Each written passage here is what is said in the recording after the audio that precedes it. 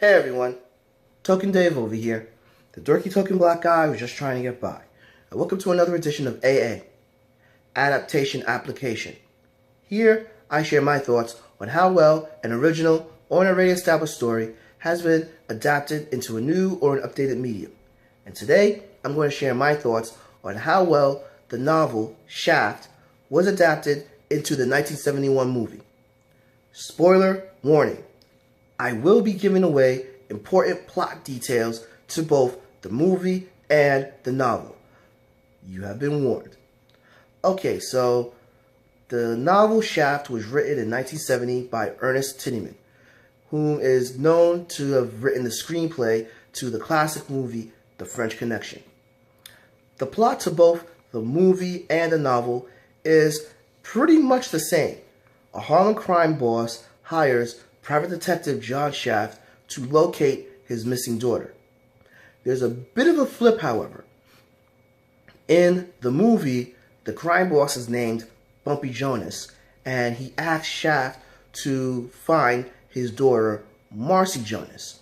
Where in the novel, the crime boss is named Knox Pearson, and he asks Shaft to find his daughter, Beatrice Pearson. So, there's a difference in name, but there's also a difference in the character of Marcy and Beatrice.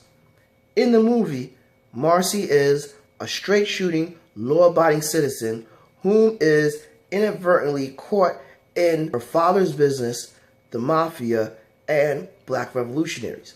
Whereas Beatrice, she is a wild girl about the town. She is constantly seen in clubs and in other nightlife, heavily drunk, heavily using drugs. The movie makes Marcy seem more of a victim as opposed to the novel, where Beatrice is always putting herself in terrible situations in terrible locations. The character of John Shaft is actually fairly different. Not greatly different, but fairly different. In the movie, Shaft, while is very much a bit of a pain in the ass and makes things hard on people, he is actually a lot more approachable, and he has this charisma where you can talk to him. Even though you talk to him, he will snap back at you, but he will also be warm to you, depending on the person you are and the situation he's in. You actually really want to steer clear of John Shaft in the novel, because it's not a conversation you really want to have. Which is fairly interesting, because in the movie, Shaft pretty much works alone. He doesn't have as many people watching his back or as many people helping him out. Where in the novel, Shaft has an array of allies. He has Lieutenant Vic Andozini.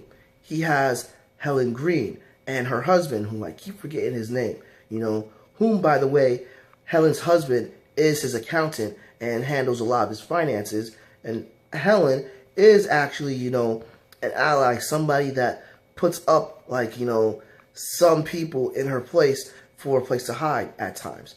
And as well, Shaft has his own cleaning lady and his own telephone operator, that handles his messages. So Shaft is a person that has a lot of allies, compared to the movie, where Shaft pretty much, is almost a one-man show, with the exception of pretty much his business partnership with Lieutenant Vic Andozini, and as well as with Ben Buford. Which, by the way, let me go into Ben Buford, a black revolutionary who pretty much hinted at being full of shit. See, in the movie, he's talking about the revolution coming and everything, blah, blah, blah, but when it comes to the action, Ben Buford is reliable at times. The novel, it is displayed that Ben Buford is really not that reliable, and to top it off, when Shaft has to ask for a huge favor, Ben is very hesitant to get into the thick of the fray, which is pretty indicative of how a lot of race hustlers are. They'll try to gin up people to their causes, but when the shit hits the fan, they tend to be useless. Another thing that I actually have to talk about is Shaft's love interest. See, in the movie, he pretty much has one steady girlfriend, right? Which is a combination of basically Helen in the novel and Ellie in the novel. They're two separate people. And Shaft's relationship with Ellie, it's there, but they don't really explore it too much. In the movie, Ellie is actually, pretty much an indirect part of his operation, which is something that I actually pretty much like a little bit more, actually. One thing that the novel goes into great detail about is basically what goes on behind the scenes in the police department. You see, Vic Andozini is having a lot of pressure with the mayor of the city and police commissioner about everything that's going on uptown in Harlem. The scene where Shaft and Ben are ambushed, has huge repercussions where the mayor is breathing down their backs.